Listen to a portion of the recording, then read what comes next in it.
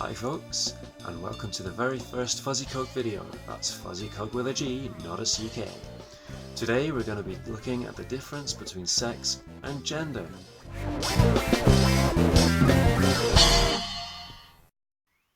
What is sex? Sex is often thought of as the biological binary classification of female and male. Gender, on the other hand, is thought of as something quite separate, where people feel, identify, or act male and female. It's also considered more of a continuum because folks might actually be somewhere between the extremes.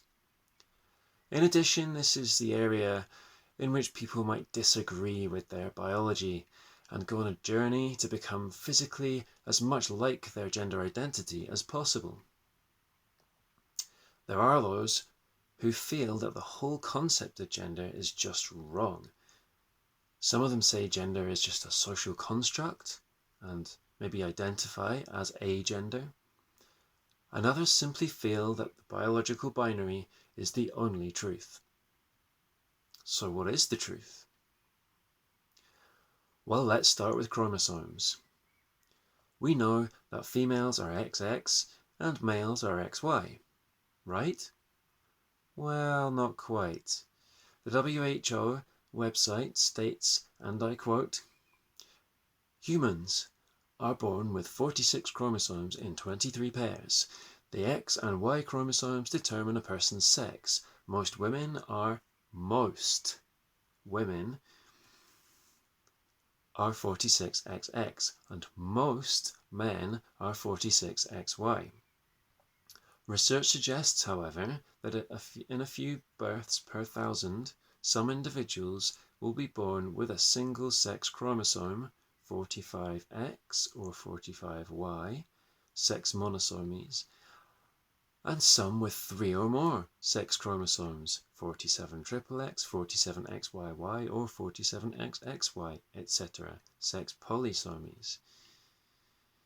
In addition, some males are born with 46XX due to the translocation of a tiny section of the sex-determining region of the Y chromosome. Similarly, some females are also born 46XY due to mutations in the Y chromosome.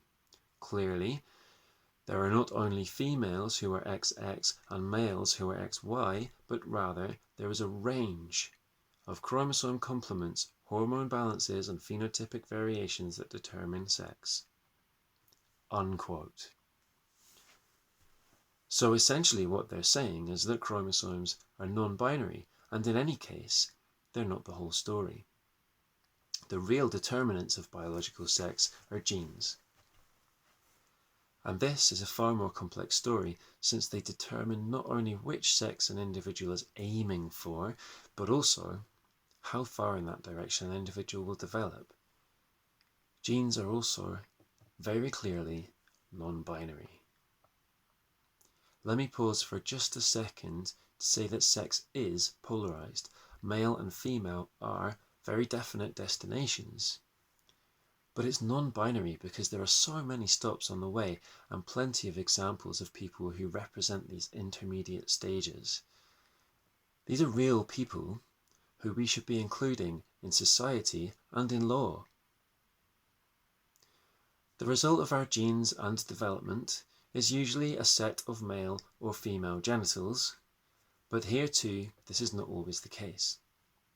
And whether or not a person's anatomy is sexually polar, it might still be that their physiology, their hormones, give rise to other attributes associated with the opposite pole. Perhaps their neurobiology is affected by an abnormal hormonal phenotype, which might then impact on their behavior. Okay, another pause.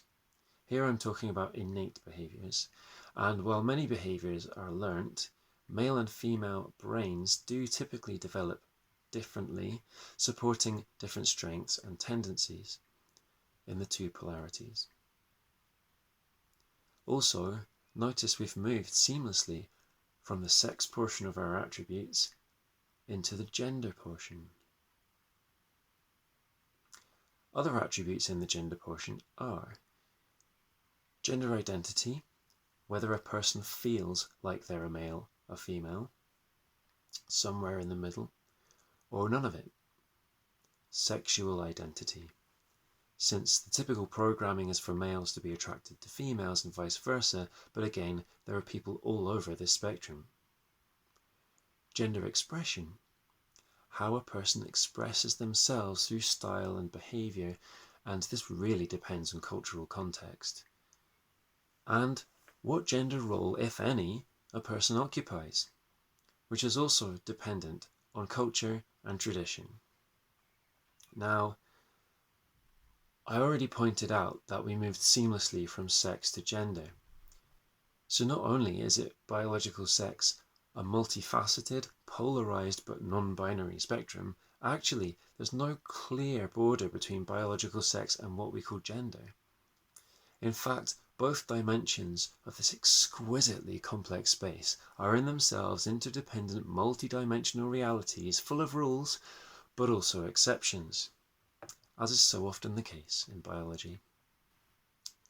So really, biology does not give a crap about the law, or what you think, or whether we, by some universally disagreed upon threshold, call a biological phenomenon by one name or another. The reality is that sex and gender are just different perspectives on the same thing, and that thing is a polarized but non-binary feature of humans designed to, well, that's another story, maybe in another video. Please leave your comments and opinions below. Hit the thumbs up if you enjoyed this video. If you want to see more, I'd really appreciate you subscribing, and don't forget to hit the notification bell so you know when the next video is available for your viewing pleasure. Bye bye!